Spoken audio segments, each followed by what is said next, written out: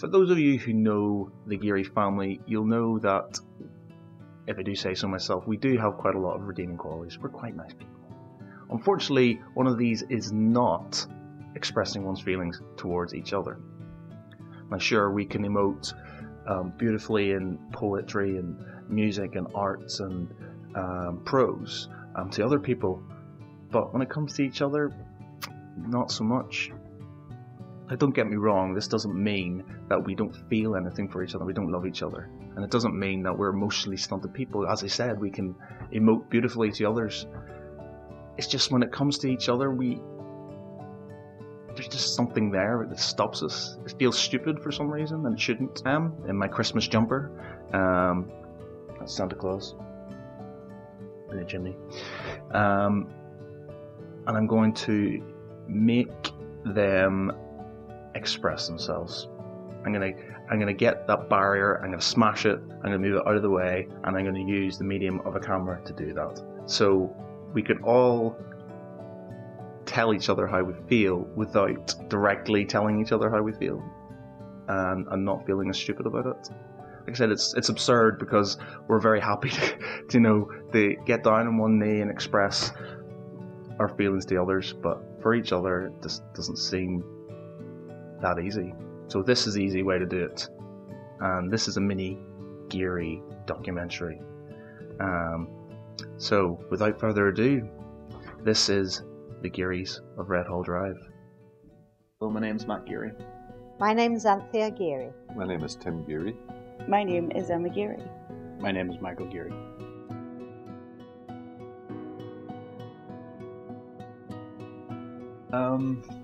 Mum is the rock that the Geary household is sort of built upon, I think. My mummy is the cutest, sweetest mummy a girl can have, and she's my best friend, and I love her very much. Very caring. I sort of see Mum as kind of like the glue that holds us all together. She's an unbelievably caring person. She's the one person the rest of the family couldn't do without.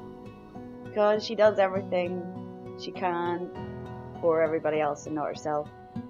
I don't think she gets as much sort of not attention. She doesn't get as much sort of credit for what she does for the family, and she probably deserves. She's always there. She's always at the end of the phone on a Sunday when she phones me. Everybody takes advantage of her, and I think in some ways she quite enjoys that, actually, because it is a sort of demonstration of how much everybody needs her. My daddy is the best man or daddy a girl can have, because he does everything for me and is always there, and I feel that I ever need anything, he'll be there. Dad has worked extremely hard for this family. I don't think he's got a return for his investment. Then comes my husband, who has worked very hard all his life to give us a really good life and provide well for the family and the kids and have nice holidays and a nice house and everything. He's unbelievably supportive. Mum and Dad, both of them. They're just always there for whatever he needs, and even at bad times when, say if we've done something wrong, or which occurs quite a lot, they sort of get past that they're annoyed at us because we've done something wrong to them, and they'll sort of put us first. Yeah. So he's quite sort of, he's got a facade of strength, but deep down he's quite passionate and emotional. When he buys a car, he's very into cars, and when he buys a car, It's either head or heart, but he is always heart when he buys the car. He doesn't think about the price of it. He's been through a lot, Dad, and like I said, he's been hit by a speedboat, you know, a motorcycle accident, cancer, he has to, all kinds of things. The world is against him, but he keeps on going, and his strength to keep himself going and to keep the rest of his family going is beyond admirable. I worked in the evenings in a pub, and I had a friend who used to come round to the pub, and he lived in the pub practically all the time. And then he brought Tim round once, and that's the beginning of it. Well, I think we were in the pub, and I fell off the stool. Actually, I think I fell off the stool because I had a little bit too much to drink. I think you sort of. Some people say that, you know, their dads are their heroes, but I think you can kind of say that, you know, Dad is a hero. He's a very strong person who has saved a lot of us from ourselves. Matthew pretends to be an idiot, but he's in fact a caring and intelligent and creative guy. Matthew is a big, tall, cuddly bear, but probably would prefer you not to think of him that way. And then comes Matthew. He's my geeky son, and he's special. He's special in a colouring sort of way. Going from, you know, a couple of brothers who used to fight and argue and stuff like that all the time, whenever it comes to times like Christmas, I actually really looking forward to seeing him. He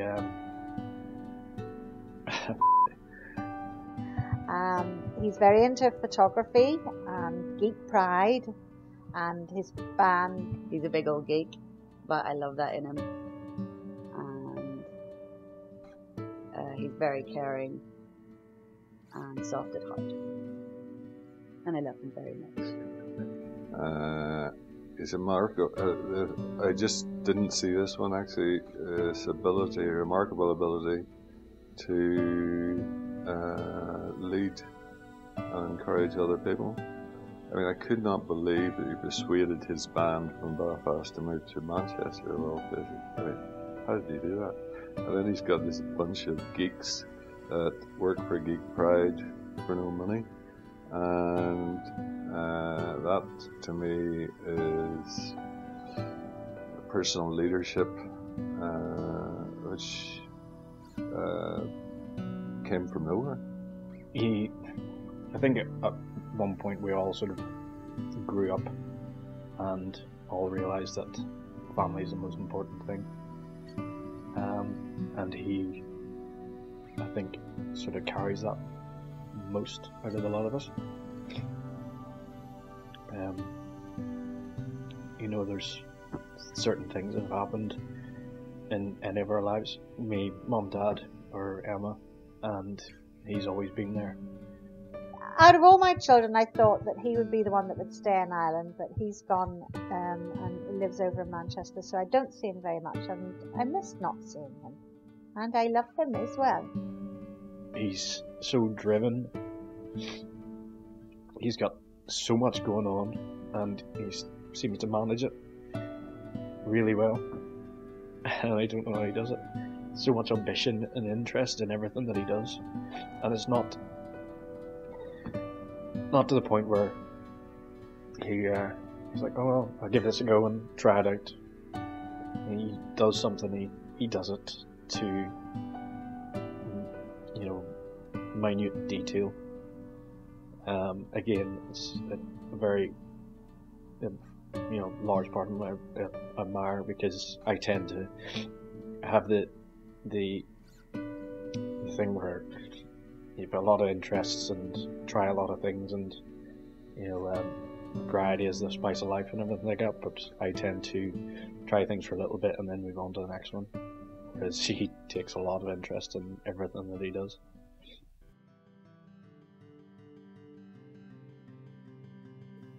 Michael is my littlest brother, but he's the one that goes out and does things and loves extreme sports and tries things that are new and different. I've always had this sort of this lasting sort of respect and admiration for the guy. Of all our kids, Michael appears to be the most competent, but for some reason he lacks self-confidence. I don't know what lies behind that. And then comes the baby, which is Michael, and he's my sporty child. He's very into sport. He's also very caring and is protective of his sister, and I love him very much. He will do anything for you if it's within his power to do. And I remember, Ian, when myself and Lauren broke up, he just came over to see me. I thought that was really cool. I thought it was really good of him just to come over and make sure I was okay. Of all the Gearys, he probably takes after his Uncle David, as he's the only person capable of doing DIY. He's very into DIY and things like that. He doesn't mind doing that sort of thing. And I love him as well. Humouring me, playing games with me. It's like, I'm coming over for a visit and I'm breaking out board games and things, so let's play these games.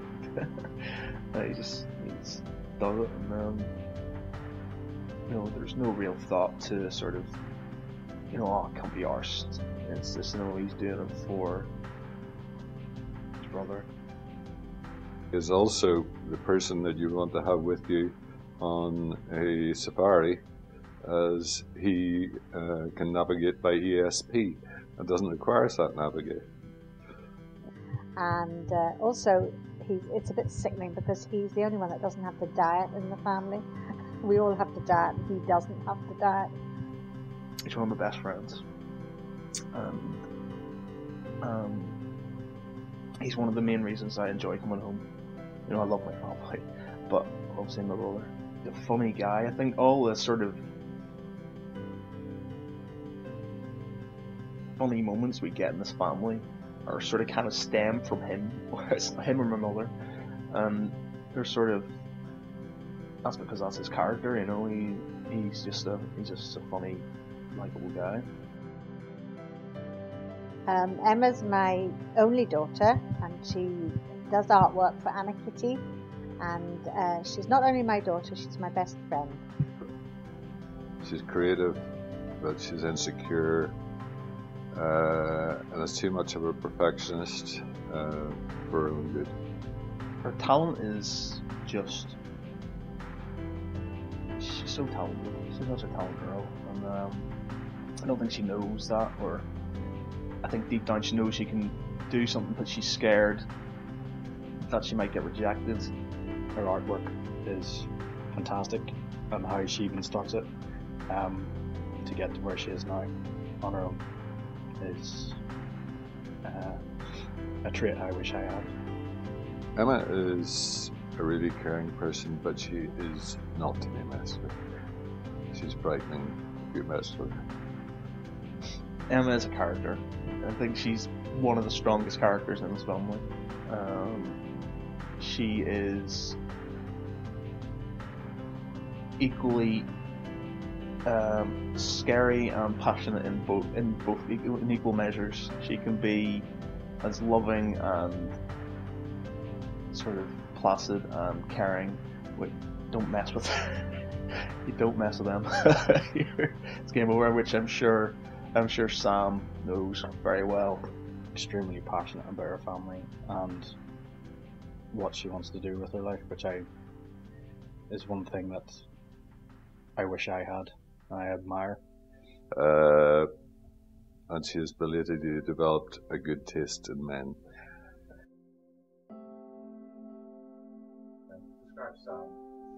Sam is a small douchebag who has not got a bad bone in his body, and is a loving, caring little douche.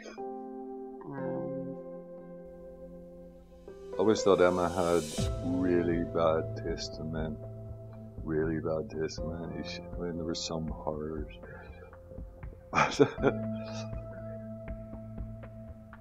Sam Boyle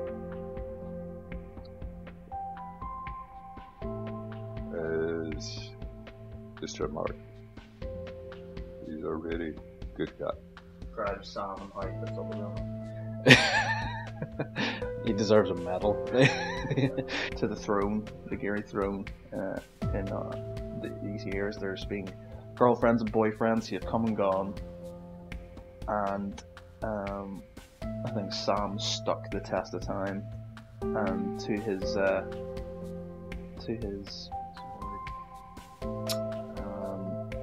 credit, he's dealt with it very well, especially.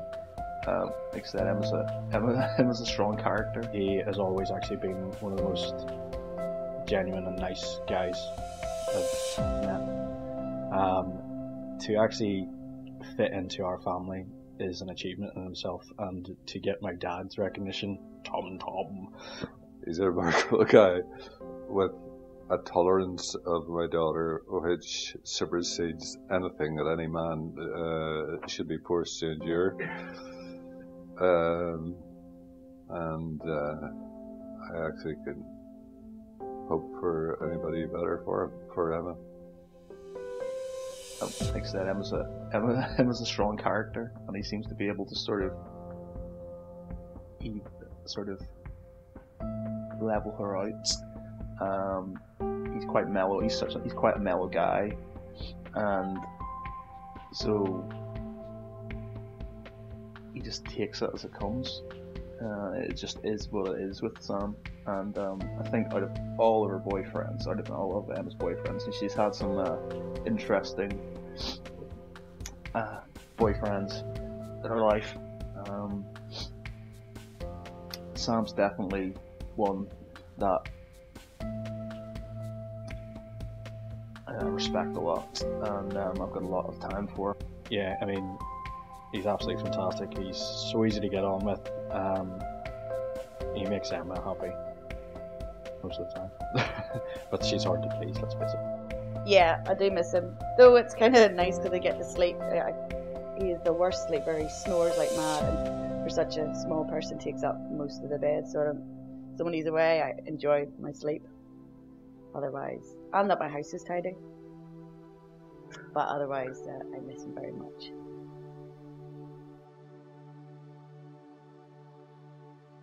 I think my best Geary holiday was the time we all went to, I think it was Vilmandu in the Maldives, and we swam with sharks and manta rays and all the colourful fish, and because it was nice and warm and hot and got good suntan and everything, and all the family were there.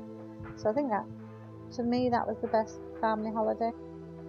The best family holiday was in the Maldives, and that was in Vilmandu, I think.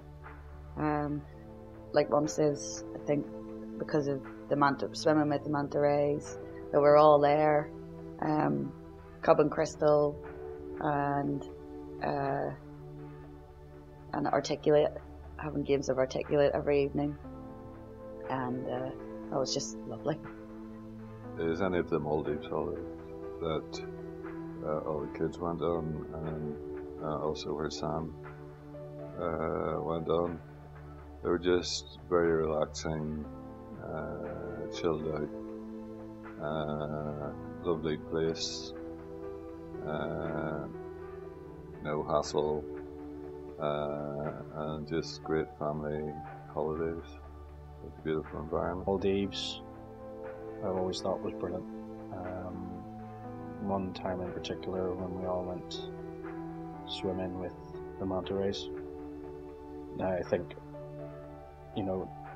at the time I sort of thought it was a very selfish thing because it was something I really wanted to do, as I was the only one there on my own. I think everybody else had a better half or with them. So you're wandering about a big island with not a lot to do. Everybody else has got somebody else to do something with. When it sort of comes to that time, so I wanted to do my own thing and managed to talk the rest of the family into it. But I think once we actually got out, and it's definitely an experience that I think everybody, even Cub, whenever he got out of the boat, really enjoyed. Yeah, the Maldives would be obviously the favourite holiday would be now. Obviously, it's a very pretty place. It's a very beautiful place. It's as close to paradise I think you're probably going to get. And it was just an absolute privilege to be able to go there. And again, that's down to my father. And it was just, it's hard to describe.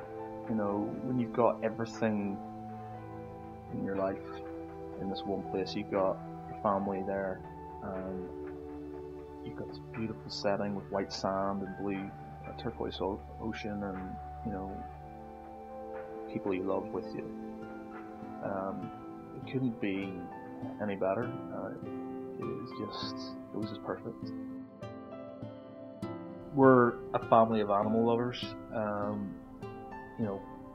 Radha and Grandpa were both vets. We've always been brought up with animals, and got some fond memories of walking with Granny, with her 1,000,000 dogs that were all like completely obedient, and we just sort of would stay by her, and then would go off whenever they were told to, and come back again. So animals have always been a big thing for us. So it's hard to sort of have one that's a favourite. I love the pets we have now, Ziggy and Lala and Batty, but I think my favourite one was Ming, and that was the Siamese, and we had her sort of on her own, and she just was the cutest wee thing, but she died unfortunately when she was only 4 years old. Ming the Siamese was undoubtedly the best Geary pet. Favourite Geary pet has to be Ziggy. She's so beautiful. She is just a big cushion of duh and love and affection. The only bad thing about her is she drools a lot. Favourite Geary pet? There have to be. Oh, I loved all our animals, but probably my favourite was Larry, who was my cat, but when we brought him over here, he just caused havoc in his week. Hit the dog, took up to fighting with the other cats, acted like a proper little bully boy, but when you brought him down to the vets, he would curl himself into a ball and be the most scared, placid cat ever. And Dad, I think, really loved Larry because he was a bit aloof, but at the same time, if he showed you love, he was very loving. As much as I love my cat Jeffrey, my first cat that I bought myself, I'd have to say Mowgli. I love Ziggy, I love our dog Ziggy, but Mowgli was our first dog, and she was a little ball of fatness, and I sort of, I think it's just down to golden retrievers. They're very sort of mild-natured animals, and they're quite quirky, and she was just fat because it was hard to not sort of feed her, because she'd just give you those eyes and like, oh, I'm starving, nobody feeds me, and then you just feed her, and I loved that dog. And I remember being extremely upset when Mum told me she died, and that's just sort of, it just shows you how much you sort of care about these animals when they're no longer there. I think the best comedy moment, in a way, was I was laughing in this one, but not because it was so funny, but it was because one of Matthew's friends gave me a puff of some weedy thing. and I just started laughing, and I couldn't stop laughing. And I don't know what I was laughing about, but I just laughed, and everybody else thought it was funny. And Matthew, who always told me not to smoke, kept saying, "Go and have another puff, Mum. Have another puff, Mum." Well, it's now become Ballycarry legend. There's two things that happened. I'll tell one of them, where we had a game of Articulate one night. Am I allowed to curse? But I can't tell this story there. You can curse them. Okay. When we were playing Articulate at Christmas, and there was a lot of people playing, and there was a lot of drink, and Mother was slightly tipsy. And the men were sort of sat at one side of the table, and they were sort of making a lot of noise.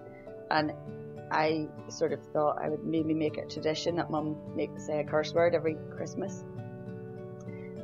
So she was. Why is that? Why do you want to curse? Because she's so cute and posh. A bad word coming out of her mouth is so funny. So we tried to think of the worst word possible, which was the C word. Yeah. And so I was sat beside her trying to tell her to say, "I'm going to curse now." Okay? I says, "Right, Mum, say f***." And she's like, No, don't make me say it. And I said, "Mum, say f***." And she's like, No, don't make me say it. So I didn't think she was going to do it, and I turned my head, and the next thing she went to everybody, to which complete silence, and Jane was like, Did you just say that? It is now Ballycarry legend. Mother's cursing foul mouth. And now we try and get her to say it every year. And she does enjoy saying it. I think it frees her of her pent up anger. And you could just pick any number. I think the best one is probably, the history of this is that Auntie has always been down on me on anything to do with recreational drug abuse. When I would talk to her about smoking certain herbal substances, she would tut. And yet, when a friend of Matthew's, who will remain nameless for legal reasons, arrived at our house one evening on Christmas, I can't remember, was it 2002 or something like that, and produced a few herbal cigarettes, and Anthea partook with gusto and got totally legless, and it was hilarious. The two that I remember are both during two separate Articulate games, and I'm sure most people probably said this one is Emma, Math, and I all had this game that we would try and coax Mum into swearing, because she's awfully polite and speaks very proper and wouldn't never swear. But during one game at Christmas involving some of the other families from Ballycarry, we actually managed to make her snap in style, where we were trying to. Am I allowed to swear? We were trying to get her to swear, and we just kept on sort of pushing at her until she actually finally snapped. And in the middle of, so it must have been about 20 people there, you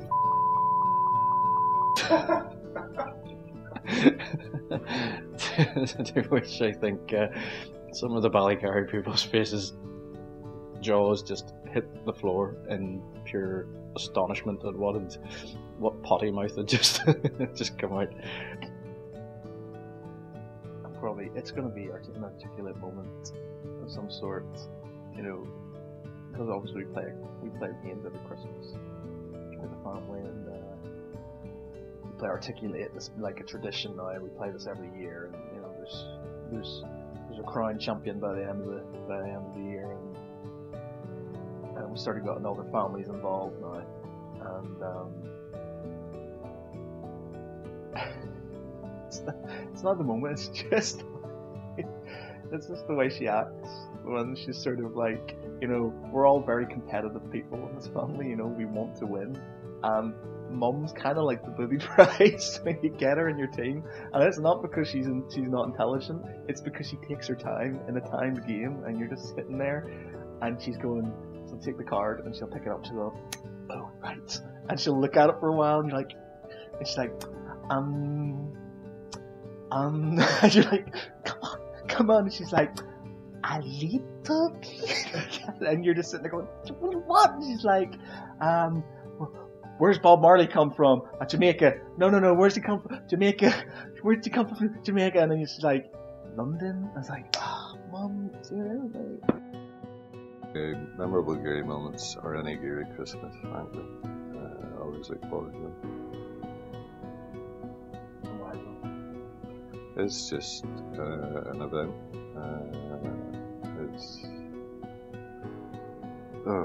It's quite magical, really. Are there any traditions that are held every year? All traditions have to be maintained every year, otherwise there will be a riot. From the same Christmas music to the ritual with the stockings for grown-up children, and waking early in the morning. So it just has to be the same every year. It's just a Geary memory, I suppose it's related to Christmas and when we were kids and stuff. But Mum and Dad were sitting in the front room when we were living in Churchlands. So you had the front room and a glass door and the hall. And Matthew and Michael had been sent to bed. I don't know whether it was Christmas or just a normal night. And Matthew and Michael had Spider-Man. You had Superman pyjamas and Michael had Spider-Man pyjamas. So me, Mum and Dad were sitting in the front room and all had gone quiet, and I looked down the hall and you could see a head pop out to look to see if anybody was looking, and then on the other side another head popped out, and then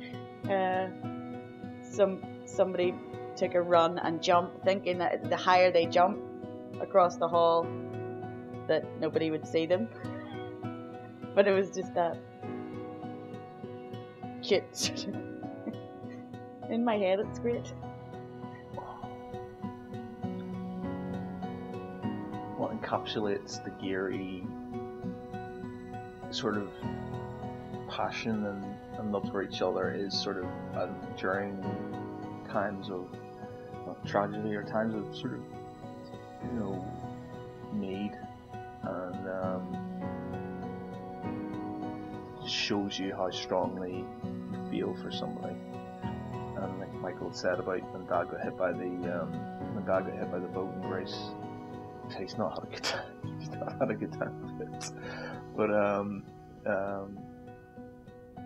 you know, it was that sort of, everybody went straight into sort of, let's get him to the hospital, let's get sort of, you know, everybody was in sort of, you know, Michael drove him to the hospital. I drove Emma and Mum, panicking in the back at the hospital. I was panicking because I was driving a right-hand drive and I wasn't used to it, right-hand drive, and it was just sort of everything, you know, just the feelings that went through you, you know, just sort of like, you know, somebody you love is something happened to them, and just, you know, sort of kind of remember going up to the car, the guy Panos, whose car it was, who was in, and him sort of holding his shoulder, and it was just like that sort of feeling of dread, you know. And that again happened when we found out about the cancer, and you know, you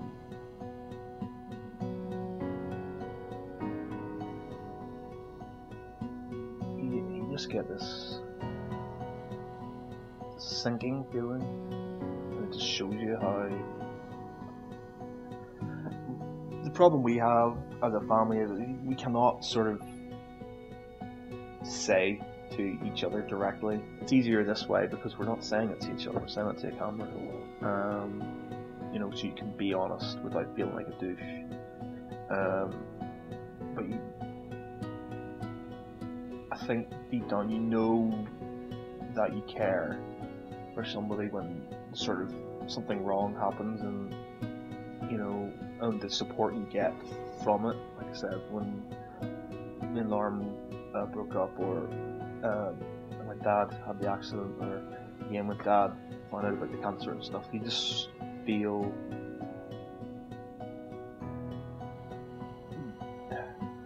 the love in different ways. And I know it's meant to be like happy moments and stuff. Oh, you can do lots of happy moments, but it's like those times are the ones for me that sort of kind of brings everything together. It makes you feel strongly, makes you know how much you care about somebody, and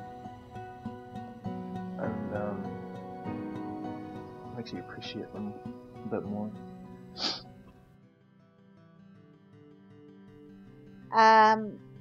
Just really, I couldn't have a better family than I have now.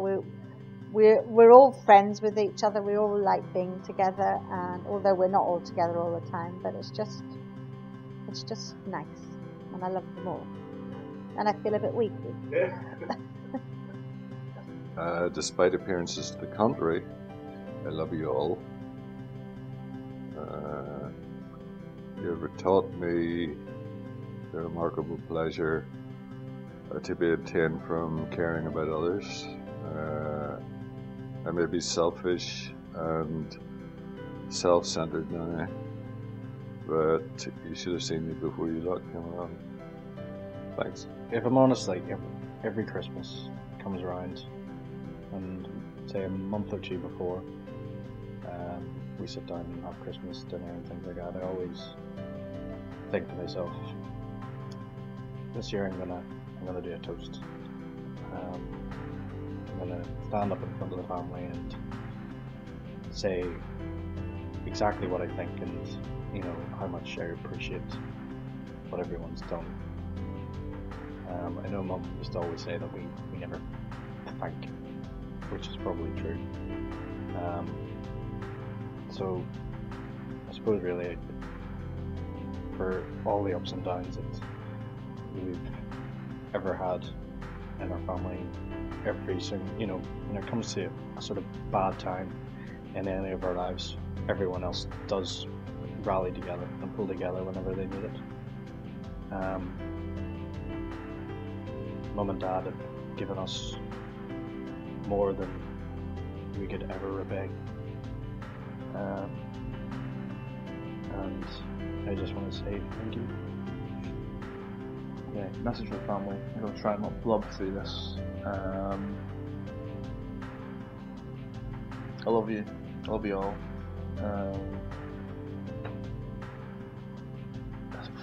Sometimes it's sort of, I think about, Michael mentioned that you just want to say something to the whole family, and sort of, you know, thank everybody for what they've done for you. And I think that's what I want to do, sort of just every moment of my life, for being there, and just being my rock, you know, like just something that I can sort of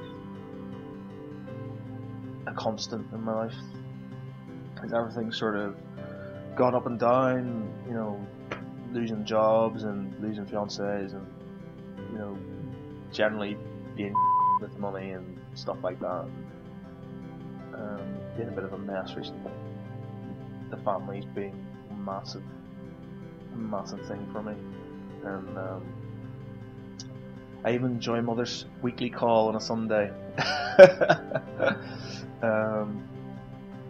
But yeah, I know we probably don't say this enough to each other and stuff, and we don't sort of articulate our feelings very well, and no doubt after this video and we'll be all, you know, just sort of, you know, laughing it off as a bit of a joke, but